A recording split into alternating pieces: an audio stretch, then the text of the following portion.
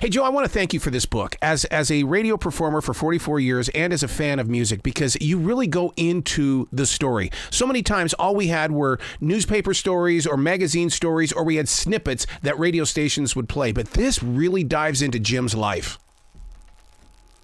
Yeah, it was time that the whole story be told. It's never been out there. Everybody knows that he killed his mother. And it just came out of the blue. Mm-hmm. Nobody knew about the years and years of torture, the massive number of psychiatrists he saw, the residential treatment programs. He was in 15 residential treatment programs in 5 years. That's like checking into a mental hospital every couple of months. He struggled with this thing so badly. It was catastrophic in his life. And one of the really important tasks of the book is to portray just how disastrous mental illness can be. Yeah, and the thing about it is, though, is I think that creativity hides it, because we go out there and we show off our artwork, and everybody's going, "Ooh, wow, you're cool, man! You're the man!" And then all of a sudden, when I step off that stage, it's like, "Oh, I mean, I'm a demon." So I mean, and that's what you're proving here. I'm pretty well convinced that when Jim played drums, the symptoms disappeared. That between the report of striking a drum set with a stick, which you feel in every cell of your body, and the hypnotic effect of the rhythmic entrainment, the power of the mighty groove, that it just consumed his consciousness and pushed all the voices out. So the drums were not just his instrument. He didn't just play the drums. The drums were his safe place that he could go to, and where his life was whole, where he could master the world, where he was not bewildered and under attack, but in command. Wow. So other people just played the drums. For Jim, the drums were life. And that to me feeds into his need to play those drums. I mean, he appeared on 30 top 10 singles. I mean, we hear of Keith Moon, we hear of Alex Van Halen. Why isn't Jim's name just rolling off our tongue saying, "Man, Jim Gordon is one of the greatest drummers of all time"? We're not saying that, but we will. So the playlist is unbelievable. It's only 15 years. That's his career. Wow. But he's on about 100 records that we all know. And it's every kind of record imaginable. He was Merle Haggard's favorite drummer. And he played on all the Gary Puckett records. And Gary Puckett was like a 26, 28-piece session call. Huge sound, one drummer. Wow. He's on Glenn Campbell records. He's on Nancy Sinatra records, Sonny and Cher. And then he's in the rock bands, Derek and the Dominoes, yes. Mad Dogs and Englishmen, and Derek and the Dominoes. Yeah, he could do anything. He could find a place for himself in anybody's music, whether it's Midnight at the Oasis by Maria Muldaur, or Grazing in the Grass by the Friends of Distinction, or Sundown by Gordon Lightfoot.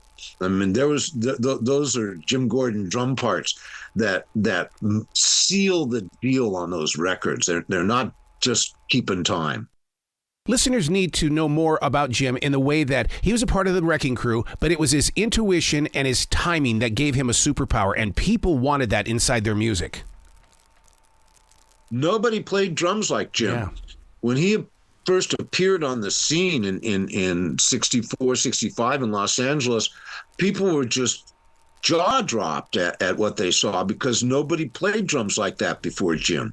He had this intuitive way of dividing and reallocating time that just nobody else could match, and until they heard him do it, and then they would try to do it.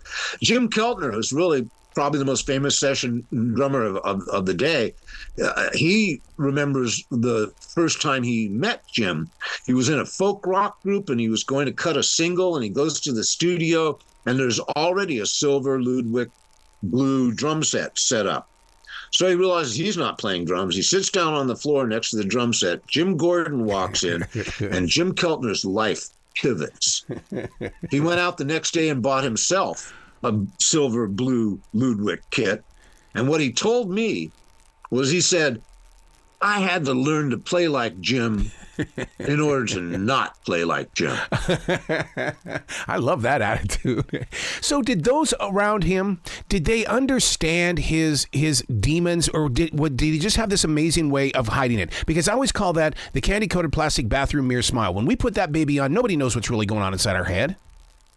Yeah, that's it. And it's a practiced element of the schizophrenic. Look, Jim was embarrassed and ashamed of his condition. Yep. And he felt like he was an intelligent person. He should be able to manage himself. And he was very frustrated. So he developed these real strenuous ways of disguising this stuff. And then it would burst out at inappropriate and unfortunate moments just without him. There were eruptions that he couldn't control. And they happened with women friends, they happened in recording sessions, they happened with other musicians, and nobody understood it. It was just like, huh, what was that? Yeah. Because in the 70s rock scene, well, it could be pretty accommodating to drug addicts, alcoholics, wife beaters, sexual deviants. Yeah. But somebody who was actually mentally ill, they really didn't know what to do with that. Yeah. Where did you go to dig in and get the information? And was it so readily available for you? Oh, no, not at all. And I had to do more than 100 interviews. Wow. Schizophrenics don't really have the same skills at relationships, and they can't bond with other people. So nobody was really like close friends with Jim. So I picked up little shreds out of each interview. But the nut behind the book was that I knew these people that had a association with Jim back in 88, 89. And they had got him to cooperate on a book, but they really were not professionals and never really got further than a bunch of interviews with Jim in the prison. And I met them many, many years ago, and they were already done with the book. And I asked them, did they want to give up their research? And one of them was okay with it, and the other one couldn't let it go. It was too personal to her. Exactly. But then 30 years later, I circled back. And I was able to acquire all these jailhouse interviews with Jim. And that, when I got those, I knew that I had the nut to a book, and I was beginning to unravel this tragic, traumatic story.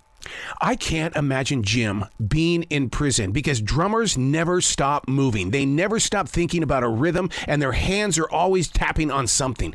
To be in that prison, it had to have been murder for him.